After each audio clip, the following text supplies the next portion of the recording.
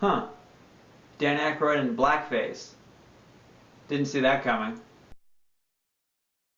For the SourceFed Movie Club, this is Trading Places from 1983. So Trading Places takes us back to the early 80s, about the time that I was born, as a matter of fact. It was another time, a distant time, a time when Eddie Murphy actually gave a shit about starring in comedies that were actually funny. Trading Places focuses on two opposite people. On one end of the spectrum we have Bobby Valentine, played by Eddie Murphy, who is a fast-talking loser who lives on the street pretending to be crippled and blind and begging people for change. And on the other end, we've got Louis Winthorpe III, played by Aykroyd, a hoity-toity white bread yuppie who is in charge of this commodities firm that makes tons of money doing speculation or something, stock market stuff.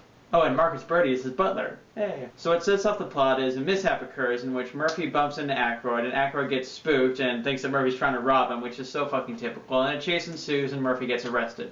Now, witnessing all of this is the two bosses of this firm, the Duke brothers, these wrinkly old guys, who've been debating about nature versus nurture up till this point, and decide, hey, what would happen if we switch these two guys around? You know, would Eddie Murphy kill the stock market thing? Would our buddy Aykroyd become a destitute criminal? So these guys make a bet for $1, a single dollar, and hatch a plan to ruin their loyal friend's life and prop up this other dude that they just met in his place just to see what'll happen. Now, I've never seen this movie before. It's been in the corner of my eye for a long time, but I've never actually watched it until now.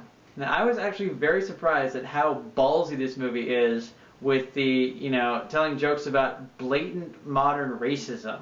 Now, it's patently clear that Aykroyd only got spooked because he assumes all black people are criminals. And one of the brothers straight up says that Valentine's probably been stealing since he was a baby because he's a Negro. Like, wow, really? Now, I love that when Murphy first hears the offer after they spring him from jail, he consults the chauffeur, who is incidentally also black, to see if these guys are for real. Because, surely he can trust the chauffeur.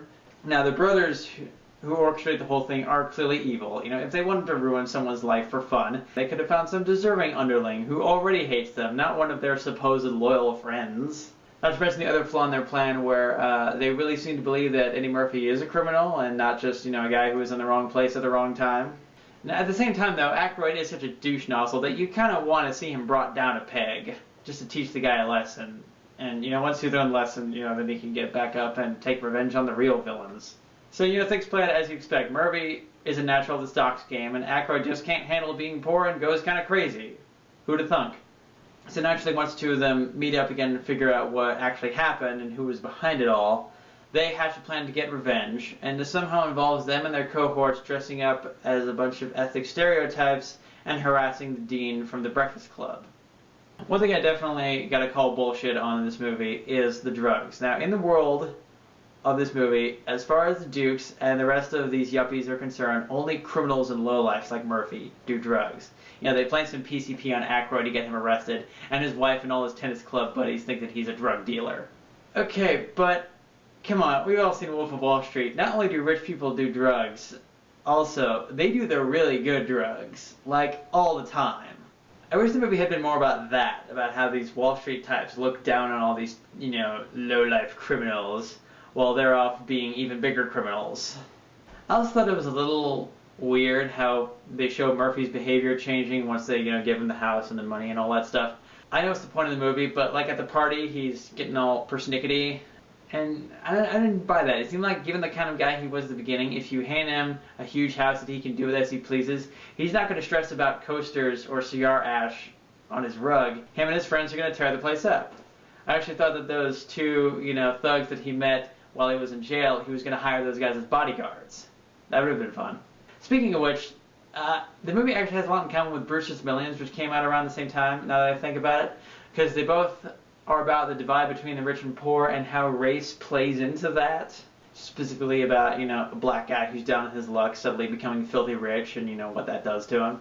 So it is definitely a funny movie, and I forgot to mention Jamie Lee Curtis. She's really good too. But there were some things I was like, huh?